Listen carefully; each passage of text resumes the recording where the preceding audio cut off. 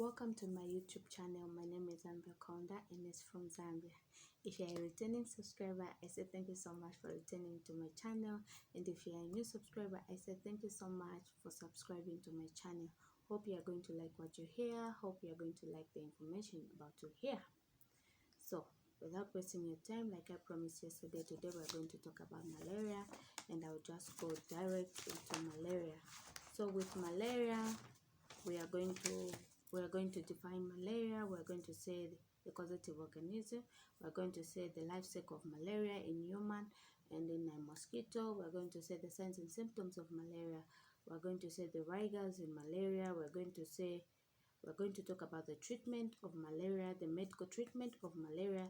We're going to talk about the complications of malaria, then prevention measures, and then we're going to say the nursing care under the rigors in malaria. So please get your pens, get your books or your notepads and write down what you think it's necessary for you to know.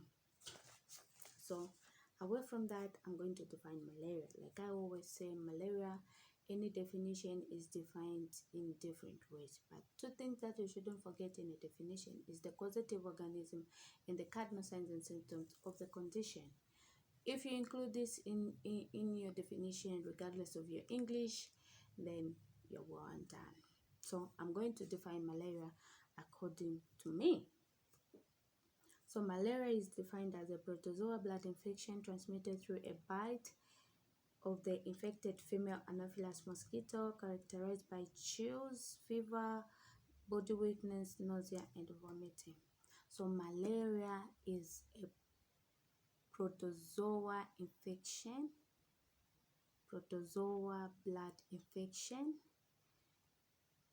transmitted through a bite of an infected female Anopheles mosquito, characterized by fever, chills, body weakness, nausea, and vomiting.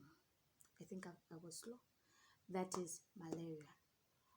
A protozoa blood infection transmitted through a bite of an infected female Anopheles mosquito, characterized by fever, chills, body weakness, nausea, and vomiting. So away from the definition, we are going to say the causative organism. So the causative organism of malaria, malaria is caused by So the causative organism, we have Plasmodium ovale, Plasmodium vivax, Plasmodium malariae, then we have Plasmodium falciparum. These four are the causative organism of malaria. So away from the causative organism, the life cycle of malaria, I'm going to talk about the life cycle of malaria. So the life cycle has a bit of funny names or funny pronunciation of some words. Hope you get something. So I'm going to read through first in human and then I will explain. Then we'll go into a mosquito and I will also explain, because the life cycle, I think that's where malaria is based on, especially in an exam. So I'll start. Following a bite from the infected female Anopheles mosquito, sporozoids is injected into the bloodstream of a human. After circulating in the peripheral blood for about 20 to 30 minutes, the sporozoids enter the parenchyma cells of the liver, where they begin to multiply. And this stage is called exoerythrocytic stage. Sporozoids matures into merozoids, and in about 6 to 14 days, the merozoids are released in the river cells from the river cells into the blood circulation, where they seek out to penetrate the erythrocyte, and this stage is also known as the erythrocytic stage. Within the erythrocyte, the parasites goes through a series of development. These organisms develop into a ring form known as trophozoites, which, depending on the species, enlarge and divide into segments. And this stage is also known as schizoids. The individual segments of the schizoids rupture the erythrocytes, and the merozoids are released into the blood circulation again. The merozoids then seek out an infected erythrocyte, and the cycle continues, producing several chills and fever and the yes, producing several chills and fever, the tropical signs and symptoms of malaria. After several erythrocytic cycles have taken place, some of the merozoids transform into sexual form called the microgametocytes, which are female, and the microgametocytes male. That ends in human. So when a Plasmodium free Anopheles female mosquito bites human infected with the parasites, so it's going to take up the merozoids and it's going to take about the merozoids which have been transformed into female and the female. So let me explain a bit. I know it's a kind of thing. So following a bite of a mosquito. So a bite, when the mosquito is having a bloody meal, so this mosquito it's going to ingest some sporozoids. The fluid or the parasite that this mosquito is going to inject into a human, it's called sporozoids. So sporozoids, I remember today someone said, if you say a big word, I think you should also send the spelling. So I think the spelling will be in my comment section. So the mosquito is going to it's going to inject sporozoids into a human body. So these sporozoids will go through the circulation, and then it will find itself into the liver. So there in the liver, the sporozoids are going to mature into merozoids. So when the sporozoids mature into the merozoids, about 6 to 14 days, they are going to be released into the blood circulations as merozoids. So these merozoids, this stage of the merozoids, they will multiply, and they are going to be released into the blood. So when they are released into the blood, this stage is called erythrocytic stage. So when they are released into the blood, and then they are going to penetrate into the erythrocyte, which is called erythrocytic stage. I'll begin. Sporozoids are released into the body. In the body, they find their way into the liver. The liver, they mature and multiply into merozoids. Merozoids are released into the blood circulation. So when the merozoids are released into the blood circulation, they are going to form a ringway like this, because they are going to engulf the erythrocyte. So when they engulf the erythrocyte, and then after some time they will burst them out. Yes. So when they form the ring form, that ring form, when the merozoids are formed like a ring form, it's called trophozoids. The trophozoids is a ring form of merozoids. So when the trophozoids are formed, then depending on the species, they enlarge into a segment and they divide, and this stage is called schizoids. So trophozoites are formed, they engulf, and then when they engulf, this process of engulfing, and they mature, it will be called schizoids. Schizoids. Yes, I don't know how you're going to pronounce this word, but it's schizoids, which is SCHIZONTS.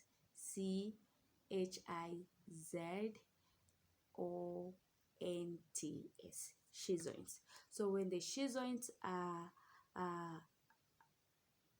formed, then they are going to rupture. They will rupture. When they rupture, more merozoids are going to be released, and the process continues. So what is happening here is these merozoids are going to target the erythrocytes. The erythrocytes in the body, we know these they are T cells. They help us to fight infection. So they are going to target, I mean, the erythrocytes. These are one of the cells that help us to fight infection. They are one of the cells that are found in the red blood cells. So the erythrocytes will be engulfed, and when they engulfed, more like they are going to destroy their normal functioning, and the merozoids will keep on multiplying in that erythrocyte. Then it's going to burst. When it bursts, it releases more erythrocytes. These more erythrocytes these more merozoids will go seek for other erythrocytes, so other uninfected erythrocytes. So when they find another uninfected erythrocytes, they will engulf. The trophozoids will be formed. They engulf the erythrocyte. Again, they mature into schizoids, and then burst again, go again into other uninfected erythrocytes. So that process will continue and will continue and will continue. So after there are a lot of schizoids, a lot of merozoids in the body, and then this patient now will start the signs and symptoms: fever due to the presence of infection in the body, chills, and then nausea and vomiting. Those signs and symptoms will begin. And then when these merozoids when there are a lot, they also transform themselves. Yes, they'll transform themselves. So the sexual, it's called marrow. It's yes, MACRO, macro gametocyte. And then the micro for MICRO, microgametocyte, it's a male. Then macrogametocyte, it's female. So when the mosquito comes again, sits on a human who is infected with these parasites in the body, it's going to take up in the blood. It's going to take up the microgametocyte and the macrogametocyte, which are merozoids, into the stomach. So we're going to say the pathophysiology now in a mosquito. So the gametocytes are injected along with the trophocytes in I beg your pardon. The gametocytes are injected along with the trophozoites infected through erythrocytes as part of the bloody meal. So in the stomach of the mosquito, the microgametocytes develop 6 to 8 flagellas, which breaks through and penetrate into a female microgametocyte and produces fertilized zygote. These zygotes then enters the stomach wall of the mosquito, forming a hook kinase, which later matures into a oocyst. The oocyst later breaks, releasing the sporozoids, and the sporozoids migrate to the salivary gland of the mosquito, which the mosquito bites a new host, and the sporozoids are squeezed into the salivary gland of the mosquito into a human, and the cycle begins again. So in a mosquito, I think the cycle is too short. So after the mosquito is having a bloody meal, it's going to take up the sporozoids. It's going to take up the sporozoid erythrocytic part of the bloody meal, which is a erythrocytic part of the bloody meal. So it's going to take up the gametocytes together with the sporozoids. So when it goes to the sporozoids, this the male and the female are going to meet. They are going to penetrate each other, which after they penetrate each other, they are going to release a zygote. A zygote will develop into ookinete. The ookinete will later mature into oocyst. Oocyst, it's going to the oocyst breaks. The oocyst is the one which is going to break and releases the sporozoids. The sporozoids are going to move from the stomach to the oocyst will move from the stomach to the salivary gland. There in the salivary gland, it's going to break and it releases the sporozoids. The sporozoids are the one that are going to be squeezed when the mosquito is having a bloody meal from the human. So from the mosquito into the human, and the cycle begins in human. Following that, like I said earlier. So you have to take time to understand and to know big ways that take place in a mosquito and in human. You have to understand these big words. You have to know that, okay, the oocyst, the ookinete, so it's from a zygote to the ookinete, oocyst, sporozoids in human. And then in human, it will say sporozoids, merozoids, trophozoids, schizoids, just like that. So away from the pathophysiology, I hope and pray you've gotten something of what I've said. So signs and symptoms of malaria. Signs and symptoms of malaria, we have fever.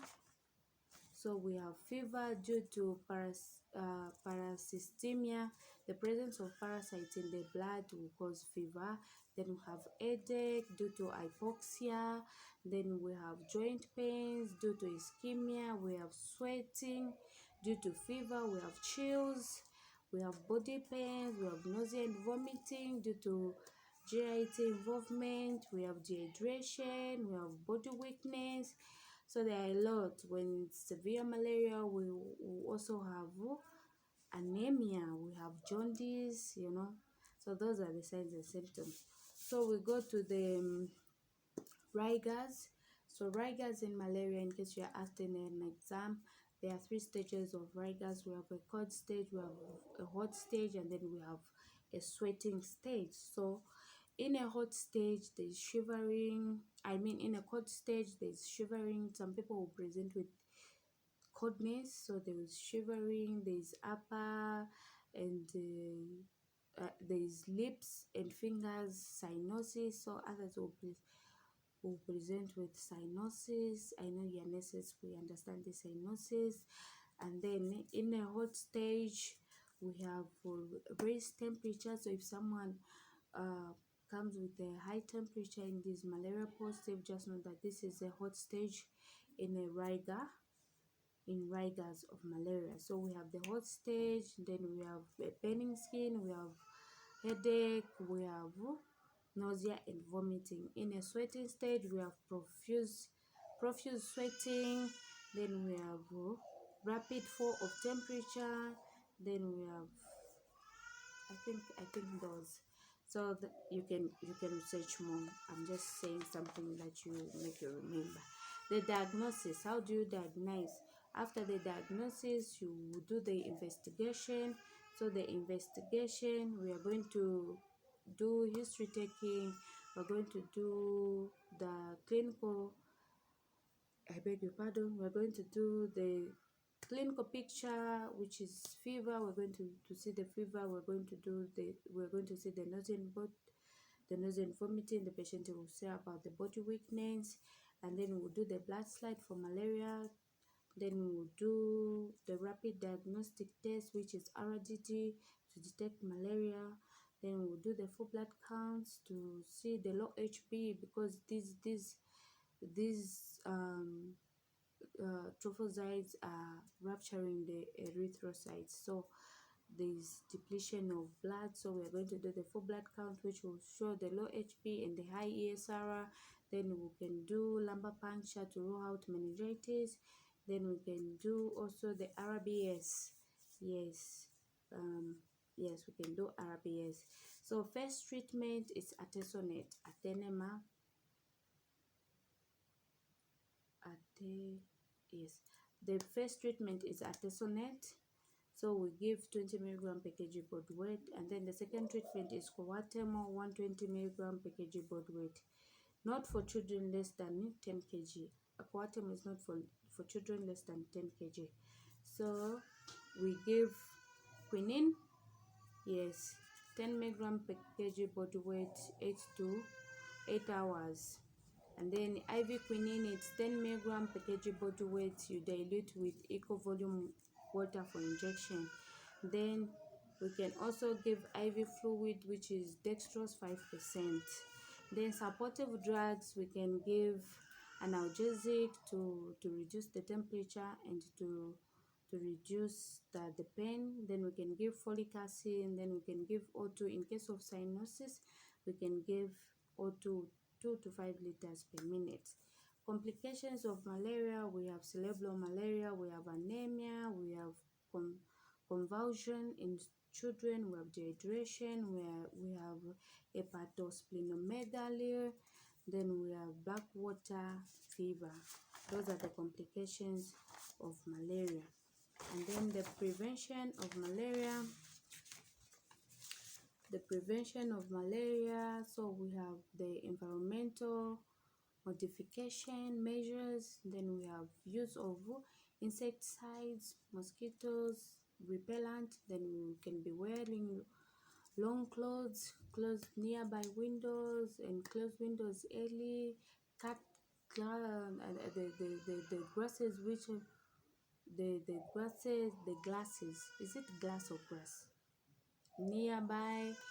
So nursing care aim is to promote quick recovery, to prevent complications, to educate the patient, so that's IEC. Then management in rigors, when the patient is feeling cold, close nearby windows, give warm blankets. You can switch on the heater, that's in a cold stage. In a hot stage, open nearby windows, remove excessive clothing.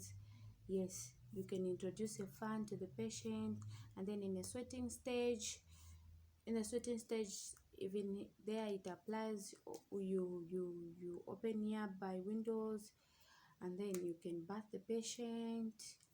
Yeah, so basically that's all about malaria. And then the other nursing care, you refer to your eflorfinema. So it's Sister Annabelle, and thank you so much for watching. I hope you've learned something. I hope you'll be able to remember something. Please don't forget to subscribe and to invite others. Have a good night.